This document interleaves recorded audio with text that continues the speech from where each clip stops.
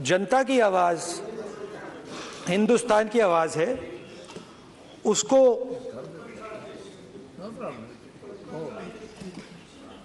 गहराई से सुनने का मौका मिला।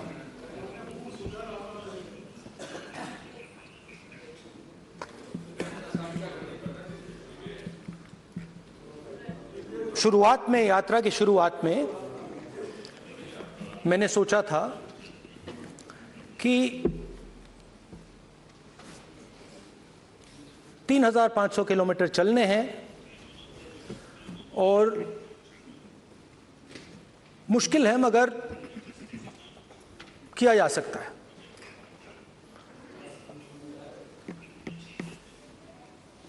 आप भी राजनेता हो, हम भी राजनेता हो हैं, हाँ सेवक कह लीजिए। और नॉर्मली आजकल की राजनीति में जो हमारी पुराना ट्रेडिशन था पैदल चलने का, वो आजकल हम सब लोग, हम भी आप भी, उस ट्रेडिशन को शायद भूल गए या उसका हम पालन नहीं करते। मैं भी उसमें शामिल था, आप भी उसमें शामिल हैं। हम सब, कोई गाड़ी में जाता है, कोई हवाई जहाज में जाता है, कोई हेलीकॉप्टर में जाता है, मगर पैदल कम चलते हैं। ठीक है, ठीक है। और जब पैदल चला जाता है, हाँ पैदल जाएंगे, सब जगह पैदल जाएंगे, घबराइए मत। तो जब पैदल चला जाता है, मैं 1 किलोमीटर की बात नहीं कर रहा हूं, 10 की नहीं कर रहा हूं, 25 की नहीं कर रहा हूं, मैं 200-300-400 किलोमीटर की बात कर रहा हूं। जब 200-300-400 किलोमीटर चला जाता है तो शरीर पे दबाव पड़ता है, दर्द होता है, मुश्किल आती है। शुरुआत में चलते वक्त लोगों की आवाज सुन रहे थे हम, मगर हमारे दिल में यह भी था कि हम भी अपनी बात रखें। कोई हमारे पास आता था, कहता था कि मैं बेरोजगार हूं, और हमें लगता था कि नहीं, हमें कहना चाहिए कि तुम बेरोजगार क्यों हो, कारण क्या है। उसमें हम विपक्ष का रोल भी प्ले कर लेते थे, आपकी भी बुराई कर देते थे। नहीं, वो तो है, वो भी करेंगे, हम भी करेंगे। मगर थोड़ी देर चलने के बाद एक बदलाव आया, और जो हमारी आवाज थी, जो ये डिजायर था बोलने का कि भैया बेरोजगारी इसलिए है, महंगाई इसलिए है, वो बिल्कुल बंद हो गई। क्योंकि हमने इतने लोगों से बात की, मतलब हजारों लोगों से बात की, बच्चों से,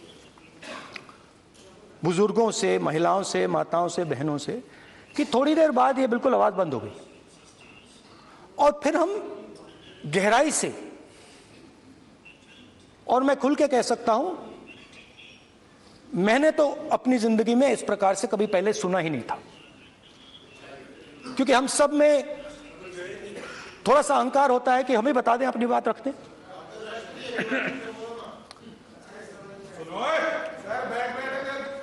तो आस्ते आस्ते जब हम चले 500-600 किलोमीटर बाद, जनता की आवाज गहराई से सुनाई देने लगी, और एक प्रकार से यात्रा, इंडिविजुअल्स नहीं, यात्रा हमसे बोलने लगी। नहीं, गहरी बात है, समझ नहीं आएगा। आप समझने की कोशिश करो। यात्रा हमसे बोलने लगी। 200 किलोमीटर आप चलने की कोशिश करिए, पता चल जाएगा। और प्रधानमंत्री जी तो बचपन से चल रहे हैं। वो चाय बेचने इसलिए जाते थे मेरे। तो यात्रा बोलने लगी।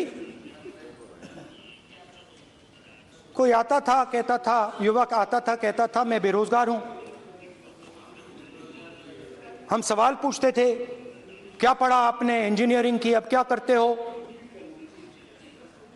कोई कहता था मैं बेरोजगार हूं, कोई कहता था मैं उबर चलाता हूं, कोई कहता था मैं मजदूरी करता हूं।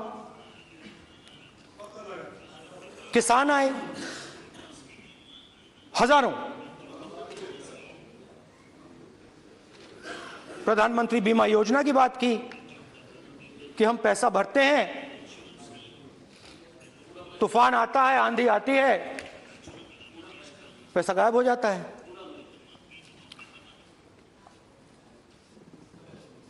किसानों ने यह भी कहा कि हमारी जमीन छीन ली जाती है, हमें सही रेट नहीं मिलता। जमीन अधिग्रहण बिल जो था वो लागू नहीं होता। आदिवासियों ने कहा, वनवासियों ने नहीं, आदिवासियों ने, कि जो ट्राइबल बिल में हमें दिया जाता था वो आज छीना जा रहा है। तो बहुत सारी चीजें हमको सुनने को मिली, मगर मेन थ्रस्ट अगर मैं कहूं, मेन थ्रस्ट बेरोजगारी, महंगाई और किसान। उसमें एमएसपी थी, उसमें बीज की समस्या थी, किसान बिल की समस्या थी। अच्छा, अग्निवीर की भी बात की लोगों ने। आपने अभी बोला कि अग्निवीर देश को फायदा पहुंचाएगा, मगर हिंदुस्तान का युवा जो 4 बजे दौड़ता है, आर्मी में भर्ती होने के लिए दौड़ता है, वो आपकी बात से सहमत नहीं है। उनने हमसे कहा कि पहले हमें 15 साल की सर्विस मिलती थी, पेंशन मिलती थी, अब 4 साल के बाद हमें निकाल दिया जाएगा, कुछ नहीं मिलेगा, पेंशन नहीं मिलेगी। सीनियर ऑफिसर्स ने कहा कि हमें तो लगता है कि ये जो अग्निवीर योजना है ये आर्मी के अंदर से नहीं आई, ये कहीं और से आई है, ये आरएसएस से आई है, होम मिनिस्ट्री से आई है। ये सीनियर आर्मी के लोगों ने कहा है, मैं नहीं कह रहा हूं, कि हमें लगता है कि ये आर्मी के ऊपर ये योजना थोपी गई है और ये आर्मी को कमजोर करेगी। आर्मी के जनरल्स ने हमें कहा, जो रिटायर्ड हैं, उन्होंने हमें कहा, राहुल जी, हजारों लोगों को हम हथियार की ट्रेनिंग दे रहे हैं और फिर थोड़ी देर बाद उनको समाज में डाल रहे हैं। बेरोजगारी है, समाज में हिंसा बढ़ेगी।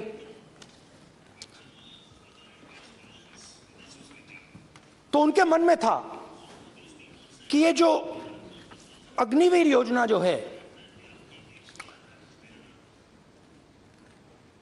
ये आर्मी के अंदर से नहीं आई है। और मुझे नाम भी बताया कि अजीत डोभाल जी ने ये योजना आर्मी पे थोपी है। क्यों नहीं ले सकते? क्यों नहीं ले सकते? बिल्कुल ले सकते हैं, पार्लियामेंट में थोड़ी है वो। क्यों नहीं ले सकते? क्या बात कर रहे हैं सर? ये तर्क है, बाद में फिर अडानी के लिए भी यही बोलने वाले हैं, फिर ये तर्क है इनका। तो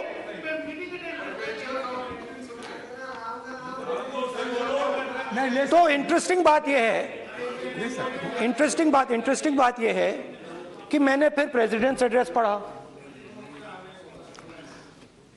देश के सब युवा अग्निवीर अग्निवीर अग्निवीर अग्निवीर बोल रहे हैं, कह रहे हैं कि ये आर्मी के ऊपर थोपा गया है, हमें नहीं चाहिए। आर्मी के लोग कह रहे हैं हमें नहीं चाहिए।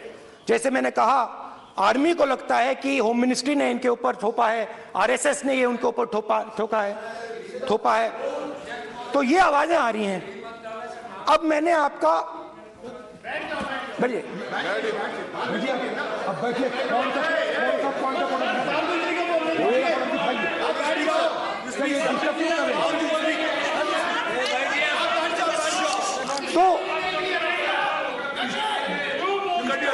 तो एक फर्क, ये थोड़ा पानी ले आओ मैंने पानी।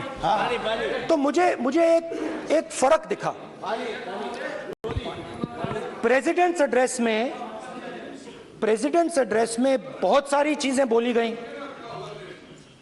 अग्निवीर के लिए एक लाइन थी, एक शब्द, एक बार अग्निवीर शब्द का प्रयोग किया गया और वो भी अग्निवीर योजना हमने दी, उससे ज्यादा कुछ नहीं बोला। कहां से आई, कौन लाया, किसको फायदा होगा, ये नहीं बोला। बेरोजगारी शब्द ही नहीं था उसमें। आपने देखा होगा बेरोजगारी शब्द ही नहीं था प्रेसिडेंट एड्रेस में। महंगाई शब्द ही नहीं था। तो जो यात्रा में हमें सुनने को मिला, अग्निवीर, महंगाई, किसान, बेरोजगारी, प्रेसिडेंट एड्रेस में था ही नहीं। उस पे नहीं है। तो ये मुझे थोड़ा अजीब लगा कि जनता कुछ कह रही है और प्रेसिडेंट एड्रेस में कुछ और सुनाई दे रहा है। अच्छा, एक और चीज हमें बताई गई। तमिलनाडु से लेकर केरला, महाराष्ट्र, मध्य प्रदेश, सब जगह एक नाम सब जगह हमें सुनने को मिला, अदानी। यह नाम पूरे हिंदुस्तान में, केरल में, तमिलनाडु में, महाराष्ट्र, कर्नाटका, हिमाचल, कश्मीर, सब जगह अदानी अदानी अदानी अदानी अदानी।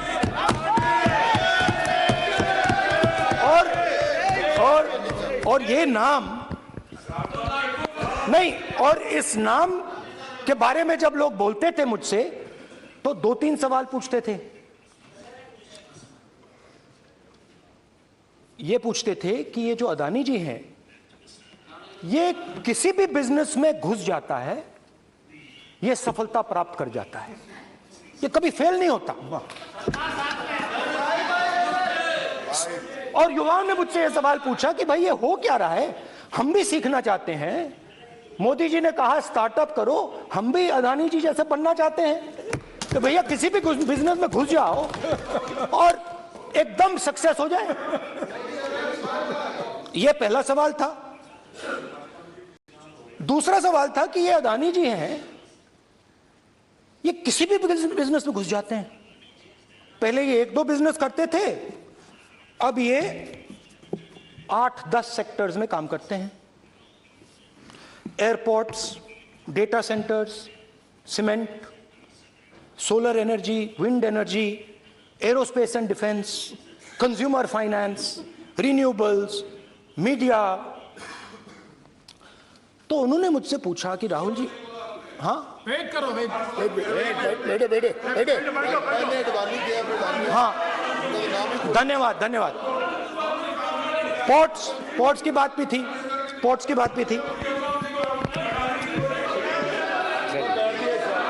ये भी सवाल पूछा कि भैया एक बात बताइए, राहुल जी बताइए हमें कि अदानी जी का जो नेटवर्थ है वो 3 साल के अंदर, नहीं सॉरी 2014 से लेकर 2022 तक ये $8 बिलियन से $140 बिलियन कैसे हो गया? कैसे हुआ? मोदी है तो ये 2014 में अगर आप दुनिया की, मुस्कुरा रहे हैं आप, बीजेपी में है ना आप, तो ये लिस्ट आती है, एक लिस्ट आती है दुनिया के सबसे अमीर लोगों की। इस पे ये 609 नंबर पे थे 14 में। 609 पीछे बिल्कुल। पता नहीं जादू हुआ, दूसरे नंबर पे पहुंच गए। मोदी है तो मुमकिन है।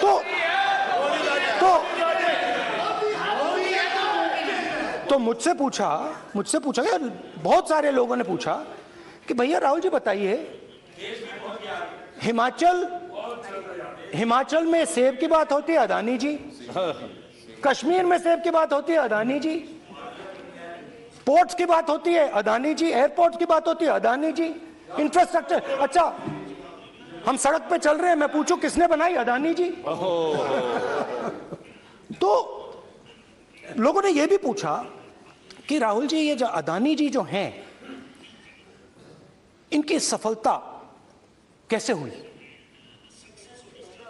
ये इतने बिजनेसेस में कैसे घुस गए, इतनी सफलता कैसे प्राप्त हुई, और सबसे जरूरी सवाल, इनका हिंदुस्तान के प्रधानमंत्री के साथ क्या रिश्ता है और कैसा रिश्ता है, देश जानना चाहता है।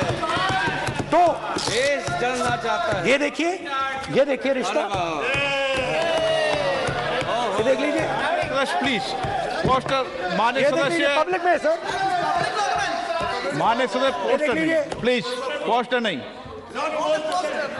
पोस्टर नहीं है सर। देखिए आप बैठिए, एक मिनट बैठिए।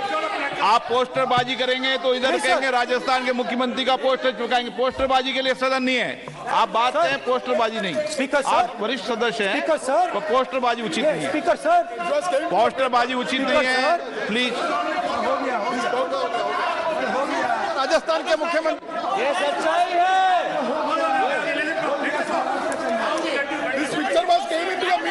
चलिए पोस्टर नहीं, प्लीज। वो लिख दे दो मुझे। हाँ, आ गया। Just write it neatly. तो नहीं स्पीकर सर, वो फोटो है सर, वो पोस्टर नहीं है। आप वरिष्ठ सदस्य हैं, प्राइम मिनिस्टर की फोटो है सर, उसके नियम में बहुत नहीं है, उनका अच्छा चेहरा सदन ने दिख रहा नियम है। बनाया है। उनके वहां पे उनके पीछे अदानी का लोगो है, अदानी जी के हवाई जहाज में घुस रहे हैं। तो मैंने सोचा कि आज के प्रेसिडेंट्स एड्रेस में मैं थोड़ा जो नरेंद्र मोदी जी का और अदानी जी का रिश्ता है उसके बारे में आपको थोड़ा बता देता हूं। प्लीज प्लीज बताइए। तो वो आप बता देना।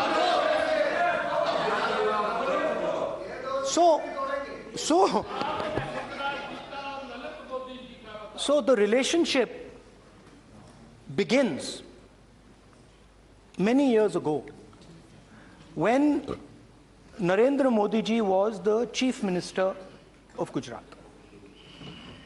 And when most of India's business was asking questions of the Prime Minister, was against the Prime Minister, one man stood shoulder to shoulder with the Prime Minister. He didn't back down. That's commendable. It's not a joke. Really? He was loyal to the Prime Minister. And what did he do? He helped Mr. Modi construct the idea of resurgent Gujarat. Right? The idea that you bring these businessmen together, and you call it resurgent Gujarat, vibrant Gujarat, they're both. And he was the backbone in setting up that group of people. Okay? And the result of that was tremendous growth of his businesses in Gujarat. Expansion of his businesses. I think then the real magic starts. जब प्रधानमंत्री जी दिल्ली आते हैं और 2014 में असली जादू शुरू होता है। मैंने कहा कि 2014 में वो 609 नंबर पे थे, कुछ ही सालों में वो दूसरे नंबर पे पहुंच गए। कैसे पहुंचे? मैं आपको, बहुत सारी इंडस्ट्रीज में काम करते हैं, मैं आपको 2-3 इंडस्ट्रीज का उदाहरण दे देता हूं। एयरपोर्ट इंडस्ट्री की बात, एयरपोर्ट्स की बात करते हैं।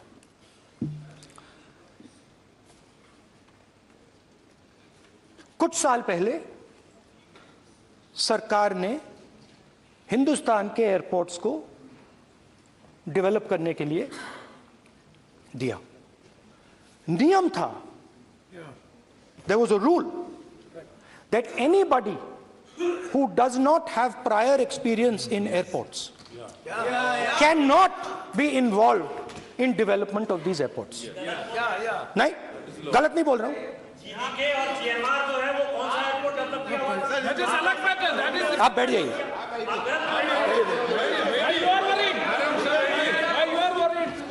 अडानी के डिफेंस में आ गए सर। देखिए, अरे माननीय सदस्य प्लीज मेरी बात सुनो, तो 1 मिनट मेरी बात सुनो। ये 1 मिनट बात सुनेंगे।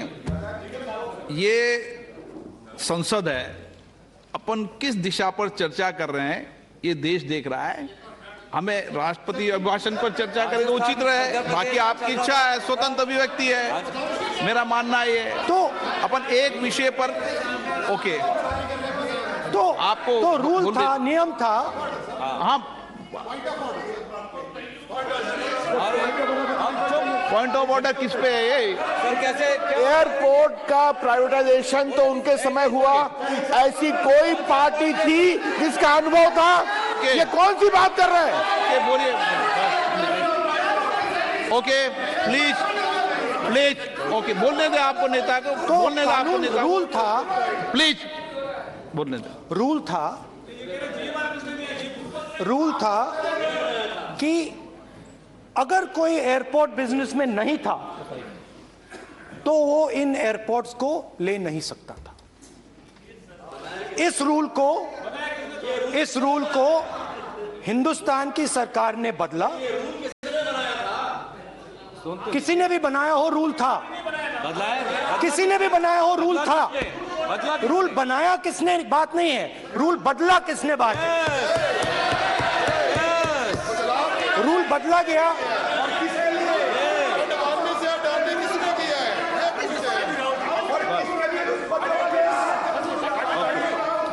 रूल बदला गया।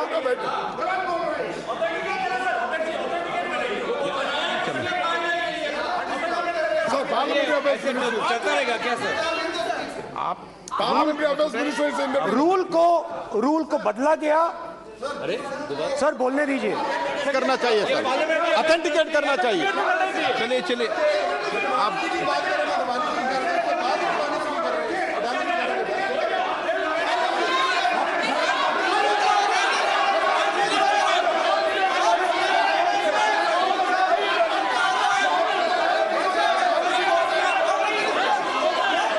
रूल बदला गया sir, speaker sir.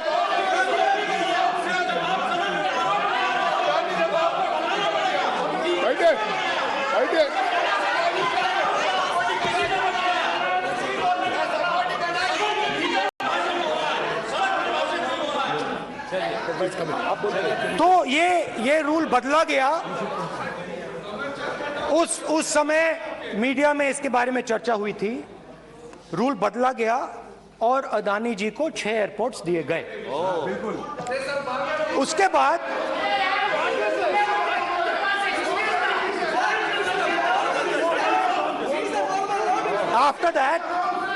after that India's most strategic profitable airport, Mumbai airport, was taken away by GVK, hijacked by using the agencies. The agencies को CBI, ED का प्रयोग कर GVK पर दबाव डालकर हिंदुस्तान की सरकार ने उस एयरपोर्ट को अदानी जी के हाथों में कर दिया। रिजल्ट क्या आया? रिजल्ट आया कि एयरपोर्ट्स में आज अदानी जी 24% हिंदुस्तान की एयर ट्रैफिक को अपने एयरपोर्ट से निकालते हैं और 31% एयर फ्रेट उनके एयरपोर्ट्स में से निकलता है। अब यह काम हिंदुस्तान की सरकार और हिंदुस्तान के प्रधानमंत्री जी ने फैसिलिटेट किया। तो बताइए, बोलिए वित्त मंत्री, विधि मंत्री। अब ये जो सर ये हाउस में सर ये बोल रहे हैं, तुम तो ज्ञान बांट रहे हो, बैठ जाओ। सर ये कानून की बात, यहाँ बहुत गंभीर मिनिस्टर हैं ये देश ये राष्ट्रपति का उद्बोधन को लेकर एक गंभीर चर्चा हो रही है। जो भी मेंबर कुछ भी बात करे विद फुल रिस्पॉन्सिबिलिटी ऑथेंटिकेट करेंगे। और ये वाइल्ड एलिगेशन अपना एक सोच के आया है, बिना तर्क के ऐसे वाइल्ड एलिगेशन लगा रहे, ये कोई मतलब नहीं है सर, ये ऐसा नहीं बोल सकते। और वो सर तर्क रखना पड़ेगा। अगर एलिगेशन लगा रहे हैं तो आपको पूरा डॉक्यूमेंट प्रूफ के साथ आपको रखना पड़ेगा। दे देंगे आप ऐसे बातें नहीं दे देंगे, और ये गंभीरता को समझिए, ये डॉक्यूमेंट्री प्रूफ दे देंगे। अब आपने जो पिछले स्पीकर थे उन्होंने फॉरेन पॉलिसी की बात की, हम भी फॉरेन पॉलिसी की बात करते हैं। चलिए डिफेंस से शुरू करते हैं। बहुत ऑप्शंस है, आप बताइए कहां से शुरू करें। बिजली, डिफेंस, कोयला, बहुत ऑप्शंस है। Defence, let us start with defence. अब डिफेंस में अदानी जी का कोई एक्सपीरियंस नहीं था, जीरो एक्सपीरियंस। कल मैंने प्रधानमंत्री को एचएएल में देखा। प्रधानमंत्री जी ने कहा कि गलत आरोप लगाया, मगर रियलिटी तो यह है कि एचएएल का जो कॉन्ट्रैक्ट था 126 हवाई जहाजों का, वो अनिल अंबानी को चला गया और अनिल अंबानी बैंकरप्ट हो गया। वहां भी फैसिलिटेशन था। अब देखिए, और ये जो फ्यूचर एंटरप्रेन्योर्स हैं, जो बिजनेस स्कूल हैं, हार्वर्ड यूनिवर्सिटी जैसे स्कूल हैं, इनको इसका केस स्टडी, इसकी केस स्टडी बनानी चाहिए, शायद बने। How to use government power to build individual businesses, case study.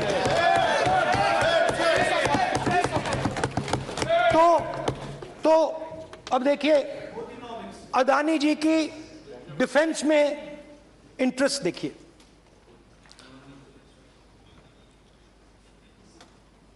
Elbit company के साथ हिंदुस्तान में अदानी जी ड्रोन्स बनाते हैं। ड्रोन्स को हिंदुस्तान की एयरफोर्स, आर्मी, नेवी के लिए रिफिट करते हैं। अदानी जी ने यह काम कभी नहीं किया है पहले। एचएएल यह काम करती है।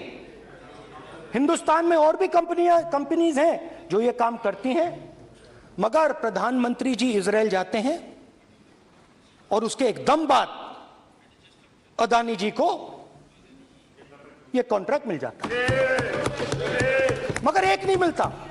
ये मत सोचिए कि सिर्फ एक कंपनी की बात हो रही है, ये इंडस्ट्रीज की बात होती है यहां पे। जैसे मैंने आपको दिखाया, एयरपोर्ट का पूरा सिस्टम उठा के ले गए, 30% मार्केट शेयर एयरपोर्ट में ले गए, वैसे ही डिफेंस में करा। तो 4 डिफेंस की इनके पास कंपनीज हैं। यह काम इन्होंने कभी नहीं किया।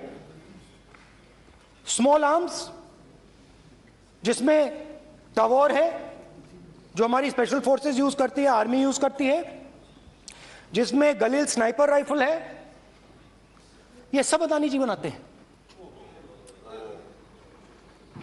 सीधा स्ट्रेट इजराइल में प्राइम मिनिस्टर जाते हैं, प्राइम मिनिस्टर के साथ वहां पे मतलब बीच में पैदल चलते हैं और फिर जादू से पीछे से इंडिया का फर्स्ट कॉम्प्रिहेंसिव एमआरओ मिल जाता है मेंटेनेंस के लिए, जहाजों के मेंटेनेंस के लिए। स्मॉल आर्म्स का बिजनेस मिल जाता है, इजरायली जो ड्रोन्स हैं उसका बिजनेस मिल जाता है। मतलब जो हिंदुस्तान और इजरायल का डिफेंस का रिश्ता है वो पूरा पूरा अदानी जी के हाथ में चला जाता है, खत्म कहानी। हाँ, उसमें पेगासस भी है, तो पता नहीं वहां से क्या मतलब पेगासस कैसे आया, क्या हुआ, किसने दिया। अच्छा, एक और बड़ी इंटरेस्टिंग चीज है, एक कंपनी है अल्फा डिफेंस जो डिफेंस इलेक्ट्रॉनिक्स का काम करती है, एवियोनिक्स का काम करती है, और बहुत स्ट्रेटेजिक कंपनी है, वो भी अदानी जी के हवाले कर दी गई। अदानी जी ने एक्वायर कर लिया। तो आपने देखा कि एयरपोर्ट्स का बिजनेस 30% मार्केट शेयर, हिंदुस्तान और इजरायल का जो वेपन्स का बिजनेस है 90% उठा के ले गए। एक विजिट फॉरेन पॉलिसी, ये है फॉरेन पॉलिसी। चलिए, अब मैंने आपको इजरायल की बात बताई, ऑस्ट्रेलिया चलते हैं। कोयला, ऑस्ट्रेलिया चलिए। ऑस्ट्रेलिया में अदानी जी जाके, नहीं क्यों? आप तो डिबेट करना चाहते थे, आप भी तो डिबेट करना चाहते थे। आपने बोला था कोई भी विषय पे डिबेट हो, तो हो गया अब डिबेट। अब क्यों डर रहे हो डिबेट से? अब क्यों डर रहे हो डिबेट से? क्यों डर रहे हो? जब हमने जेपीसी की मांग की, आपने बोला सदन में उठाओ। अब क्यों डर रहे हो? अब क्यों डर रहे हो? अब क्यों डर रहे हो? आप चर्चा से क्यों डर रहे हो?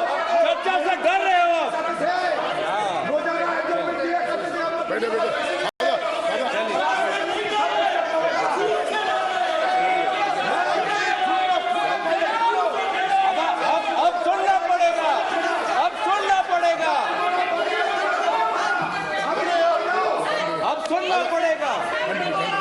ऑस्ट्रेलिया जाते हैं, प्रधानमंत्री ऑस्ट्रेलिया जाते हैं।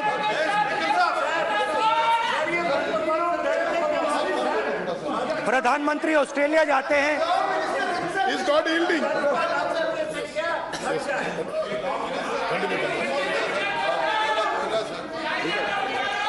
ऑस्ट्रेलिया जाते हैं। क्या नंबर बताएं? 369। सर ये क्या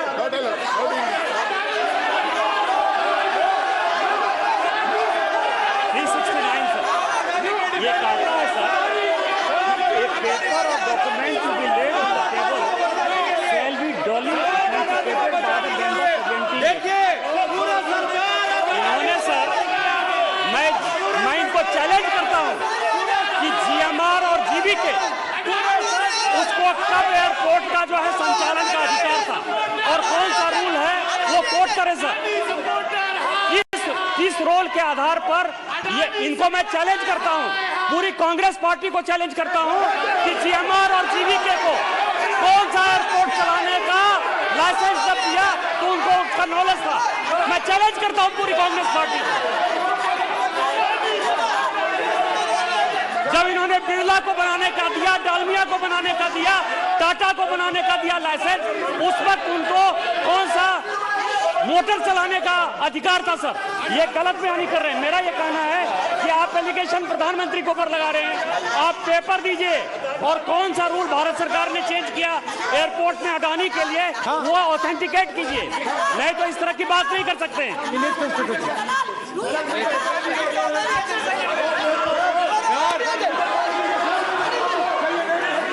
करना पड़ेगा, ऑथेंटिकेट करना पड़ेगा। राहुल गांधी जी, आपको ऑथेंटिकेट करना पड़ेगा। आप ऐसा नहीं बोल सकते हवा में, आप हवा में बोल रहे हो और प्रधानमंत्री जी पर आरोप लगा रहे हो। आपको ऑथेंटिकेट करना ही पड़ेगा।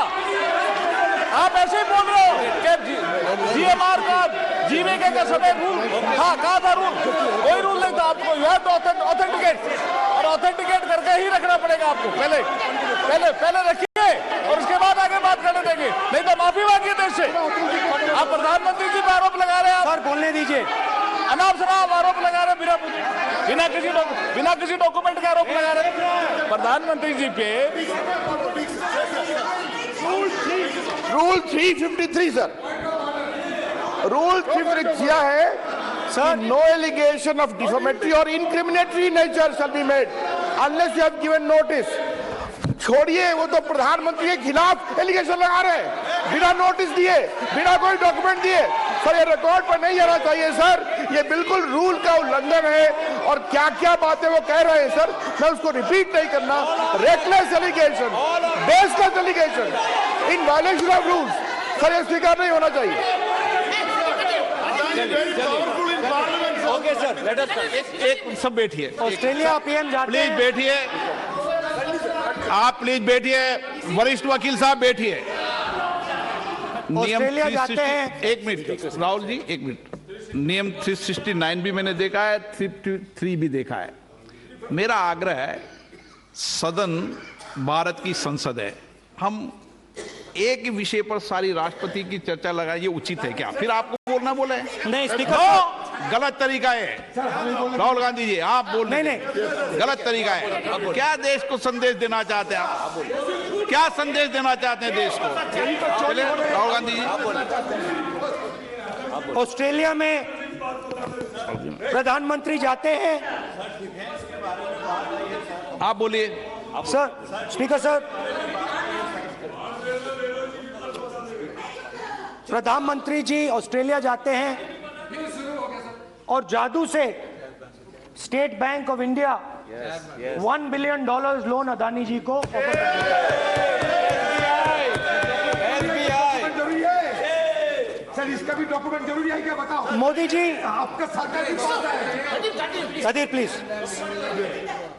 उसके बाद मैं उदाहरण दे रहा हूं, पूरी दुनिया में मोदी जी जाते हैं, घूमते हैं, तो मैं बता देता हूं क्या होता है वहां पे। बांग्लादेश में गए, हाँ, काम पे ही जा रहे हैं, वही तो बोल रहा हूं, काम पे जा रहे हैं। बांग्लादेश जाते हैं, मोदी जी की पहली ट्रिप होती है बांग्लादेश में। वहां पे बांग्लादेश को इलेक्ट्रिसिटी बेचने का डिसीजन लिया जाता है। कुछ ही दिन बाद बांग्लादेश पावर डेवलपमेंट बोर्ड 25 साल का कॉन्ट्रैक्ट अदानी जी के साथ साइन कर देता है। 1500 मेगावाट इलेक्ट्रिसिटी का कॉन्ट्रैक्ट अदानी जी। चलिए वहां से श्रीलंका चलते हैं।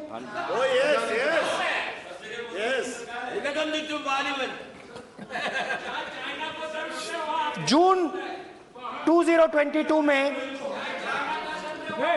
Chairman of Sri Lanka's Ceylon Electricity Board, MMC Fernando, informed a parliamentary committee in Sri Lanka in open hearing that he was told by President Rajapaksa that PM Modi pressured him to give the wind power project directly to Mr. Adani.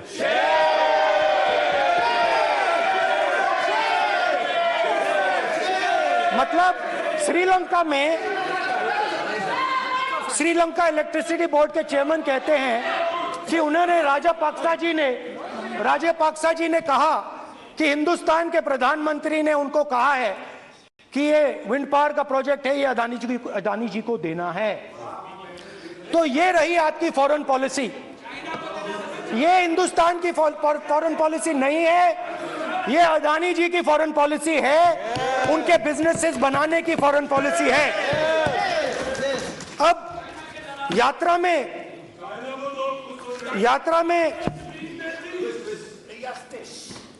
में मुझसे 2-3 और सवाल पूछे गए। यात्रा में लोगों ने मुझसे पूछा, राहुल जी, ये जो LIC कंपनी है, इसका पैसा अदानी जी की मदद करने के लिए क्यों डाला जा रहा है? क्यों? उन्होंने यह भी पूछा कि अदानी जी के जो शेयर्स हैं बड़े वोलेटाइल हैं, उसमें LIC का पैसा क्यों डाला जा रहा है? तो मेरा कहना है कि एक सेकंड,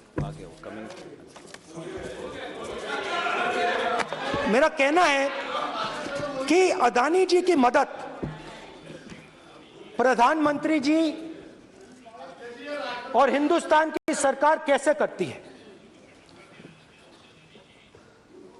हजारों करोड़ रुपए हिंदुस्तान के public sector banks Adani ji को मिलता है। 27,000 करोड़ रुपए SBI, PNB 7,000 crore, bank of Baroda 5,500 crore, ये मैं लिस्ट चलती जाएगी। एलआईसी का एक्सपोजर 36,000 करोड़ रुपए, 3 crore SBI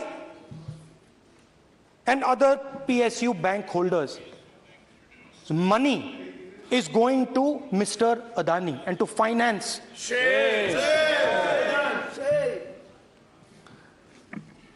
Now, of course, there is another question. तो मदद कैसे हो रही है? हिंदुस्तान के पब्लिक सेक्टर बैंक्स का पैसा, एलआईसी का पैसा नरेंद्र मोदी जी, अदानी जी को दिया जा रहा है। अगर कोई सामने खड़ा हो जाता है, जैसे जीवी के लोग खड़े हुए, सीबीआई एजेंसीज आ जाती हैं, उनको परे कर देती हैं। तेलंगाना में भी एक पोर्ट का उदाहरण था, आंध्रा, सॉरी। मगर मेन सवाल और सबसे इंटरेस्टिंग सवाल दूसरा है। कुछ दिन पहले ये हिंडनबर्ग रिपोर्ट आई, उसमें लिखा था कि अदानी जी की हिंदुस्तान के बाहर शेल कंपनीज हैं। ये जो शेल कंपनीज हैं, सबसे पहला सवाल है, ये हैं किसकी? ये किसकी है मॉरिशस में जो शेल कंपनीज हैं? और ये जो हजारों करोड़ रुपया ये शेल कंपनीज हिंदुस्तान में भेज रही हैं, ये किसका पैसा है? और क्या ये काम अदानी जी फ्री में कर रहे हैं? अब मैं ये सवाल क्यों पूछ रहा हूं? क्योंकि अदानी जी स्ट्रेटेजिक बिजनेसेस में काम करते हैं। अदानी जी हिंदुस्तान के पोर्ट्स को डोमिनेट करते हैं। अदानी जी हिंदुस्तान के एयरपोर्ट्स को डोमिनेट करते हैं। और जैसे मैंने कहा, अदानी जी हिंदुस्तान की डिफेंस इंडस्ट्री में बहुत जरूरी रोल प्ले करते हैं। तो मेरा पहला एक छोटा सा सवाल है कि जो शेल कंपनीज हैं, इनके बारे में हिंदुस्तान की सरकार ने कोई सवाल नहीं उठाए? ये कौन लोग हैं? ये किनकी कंपनीज हैं? ये स्ट्रेटेजिक मामला है, पोर्ट्स का मामला है, एयरपोर्ट्स का मामला है, डिफेंस का मामला है। और जो कंपनी इन स्ट्रेटेजिक एरियाज में काम कर रही है, उनके बारे में आपको मालूम ही नहीं। ये नेशनल सिक्योरिटी का मुद्दा है, आपको मालूम ही नहीं कि ये शेल कंपनीज किसकी हैं, कितना पैसा आ रहा है, किसका पैसा आ रहा है। तो एक बहुत बड़ा सवाल है, ये पैसा किसका है? ये शेल कंपनीज किसकी हैं? और ये हिंदुस्तान की सरकार की जिम्मेदारी है ये पता लगाना ये किसकी शेल कंपनीज है और ये किसका पैसा अंदर आ रहा है। JPC, we want JPC. We want JPC.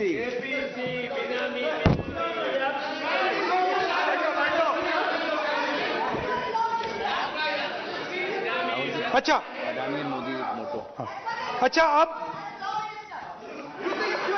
अब चलिए छोटा सा बजट के बारे में बता देता हूं। 2022 में अदानी जी अनाउंस करते हैं कि वो $50 बिलियन इन्वेस्ट करेंगे to build the world's largest green hydrogen ecosystem. और इस बजट में बीजेपी की सरकार निर्मला सीतारमण जी कहती हैं हम ग्रीन हाइड्रोजन के लिए बहुत ह्यूज इंसेंटिव्स देंगे। 19,700 करोड़ रुपए हम ग्रीन हाइड्रोजन के लिए देंगे, मतलब अदानी जी को देंगे। जुगलबंदी बजट में अदानी जी के लिए 50 नए airport, coastal shipping, horticulture, grain storage, ये सब काम आप कर रहे हैं। तो मेरे सिर्फ कल प्रधानमंत्री जी कल भाषण देंगे, मेरे उनसे 2-3 छोटे से सवाल हैं। मेरा प्रधानमंत्री जी से 2-3 सवाल हैं।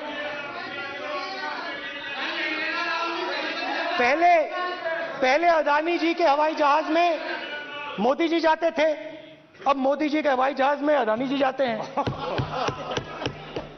पहले लोकल मामला था, फिर नेशनल मामला हो गया, उसके बाद इंटरनेशनल मामला हो गया। अदानी जी के लिए बोरिस जॉनसन का बेटा काम करता है, आपको पता नहीं मालूम है या नहीं मालूम? भाई सॉरी, नहीं बेटा भी, भाई काम करता है। तो ये मामला पहले गुजरात का मामला था, फिर ये हिंदुस्तान का मामला हुआ, अब ये इंटरनेशनल मामला हो गया है। तो मेरा सवाल प्रधानमंत्री जी से, और सिंपल सवाल है, प्रधानमंत्री जी आपकी फॉरेन ट्रिप्स पे अदानी जी और आप कितनी बार एक साथ गए? Adani ji, how many times did you travel together with Adani ji? How many times did Adani ji join you later on a visit? How many times did Adani ji travel to a country immediately after you did? And in how many of these countries after you visited did Adani ji get a contract? Also an important question, जरूरी सवाल, अदानी जी ने BJP को पिछले 20 साल में कितने पैसे दिए हैं?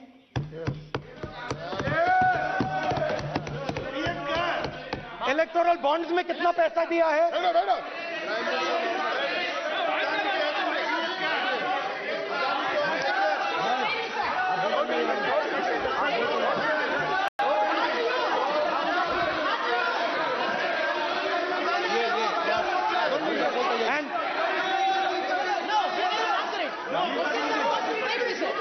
Question oppose to prime minister please. Sir खत्म करने दीजिए सर। कंक्लूडिंग। और बहुत सुंदर तरीके से वो करिए, क्या हो रहा है सर? मैं सिर्फ इतना कहना चाहता हूं, राहुल जी अभी आप सीनियर एमपी हो गए हैं, आप एक सीनियर एमपी हो चुके हैं। हम लोग एक्सपेक्ट करते हैं कि इस सदन का सदस्य होने के नाते जो भी बातें आप करेंगे गंभीरता से आप बात करेंगे। बाहर आप जो भी भाषण देते हैं हम लोग उसको रोक नहीं सकते। इस सदन के अंदर में जो भी बात कही जाती है पूरा गंभीरता के साथ, प्रमाण के साथ कहे जाना चाहिए, ये परंपरा है। और राहुल जी ने कहा कि प्रधानमंत्री विदेश घूमने जाते हैं, तो मैंने आज वो जो युवाओं ने मुझसे सवाल पूछा था कि अदानी जी की इतनी बिजनेस एक्यूमेंट कहां से आई, इतने अलग अलग सेक्टर्स में अदानी जी ने कैसे सक्सेस प्राप्त की, अदानी जी के बारे में पूरी दुनिया को स्टडी करनी चाहिए, हार्वर्ड यूनिवर्सिटी को स्टडी करनी चाहिए कि पॉलिटिक्स के बीच में और बिजनेस के बीच में कैसा रिश्ता होता है। India is a case study and prime minister Narendra Modi should be given a gold medal in this. Now बहुत अच्छी तरह बीजेपी के जो पिछले स्पीकर थे उन्होंने मेरे भाषण को इंकैप्सुलेट किया मेरे लिए बहुत अच्छी तरह। आपने जो मैं सोच रहा था आपने उससे और भी अच्छी तरीके से बोल दिया।